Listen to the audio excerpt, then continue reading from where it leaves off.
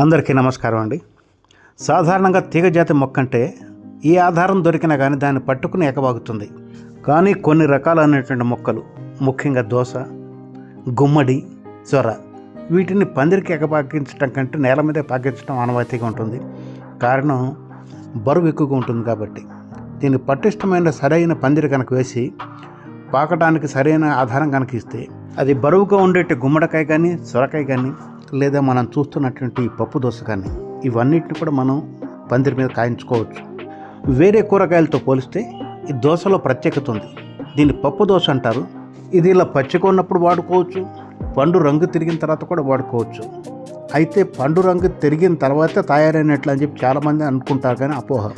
దోసకాయల్లో మరొక ప్రత్యేకత, వేరే ఏ కూరగాయలైనా కానీ కోసిన తర్వాత 1-2 రోజుల తర్వాత వాడుకోవాలి, లేకపోతే వాడిపోయే అవకాశాలు ఉంటాయి. కానీ దోసకాయ అలా కాదు. వేరే కూరగాయల కంటే చాలా ఎక్కువ కాలం వరకు మనం నిలవబెట్టుకోవచ్చు. పచ్చి దోసకాయను మనం కోసి పెట్టుకున్నప్పటికీ కొన్నాళ్ళకి అదే పండు రంగులోకి మారుతుంది. పండు రంగులో వచ్చిన తర్వాత కొన్నాళ్ళకి దోసకాయ మెత్తపడి పండు వాసన వస్తుంది. ఈ పండు వాసన వచ్చినటువంటి దోసకాయని మీరు ఎప్పుడైనా తిన్నారా? చాలా రుచిగా ఉంటుంది, ఆరోగ్యంగా ఉంటుంది, తినటానికి భలే ఉంటుంది. మలబద్ధకంతో బాధపడే వాళ్ళు కనుక ఈ దోసకాయలు తిన్నట్టయితే మలబద్ధకం సమస్య తక్షణమే తీరిపోతుంది. అంత బాగా పనిచేస్తుంది. ఈ పప్పు దోశలో మరొక విశేషం ఏమిటంటే ప్రతి ఒక్క కూరగాయల్లో కూడా కలుపుగా వేసుకోవచ్చు. ఇంకా నాన్ వెజ్ విషయానికి వస్తే ప్రతి నాన్ వెజ్లోనూ, డ్రై ఫిష్లోనూ కూడా దీన్ని కలుపుగా వాడతారు. దోసకాయలో వాటర్ కంటెంట్ ఎక్కువ, అలాగే పీచు పదార్థం ఎక్కువ కాబట్టి డైజెషన్కి బాగా పనిచేస్తుంది, మలబద్ధకం లేకుండా చేస్తుంది. ఇక మా యశస్వికి అయితే ఇది చాలా ఇష్టం. అందుకని హార్వెస్ట్ చేసి మీ అందరికి చూపిస్తాను, ఏదో చెప్తానంటుంది. ఒక్కసారి మీరు కూడా వినండి. మా తోటలో కోసిన దోసకాయ, ఇది ఇంకో దోసకాయ, ఇది కూడా ఒక దోసకాయ, ఇది దోసకాయ, ఇది ఇంకో దోసకాయ,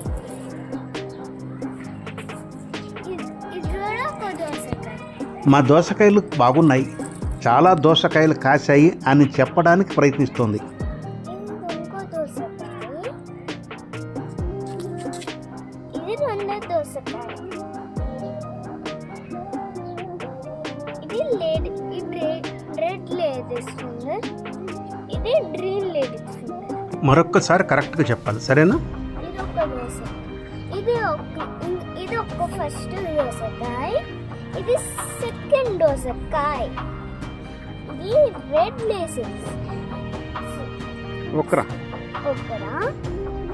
ఇది గ్రీన్ ఒకరా.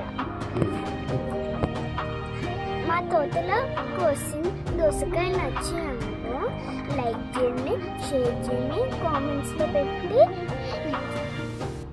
జై హింద్. సరిగా చెప్పాలి. జై హింద్. Thank you. మా తోటలో కోసం దోసకాయలు బాగున్నాయి అనుకో లైక్ చేయండి, షేర్ చేయండి, కామెంట్స్లో పెట్టి జై Hind. Thank you. Thank you. జై హింద్. జై హింద్.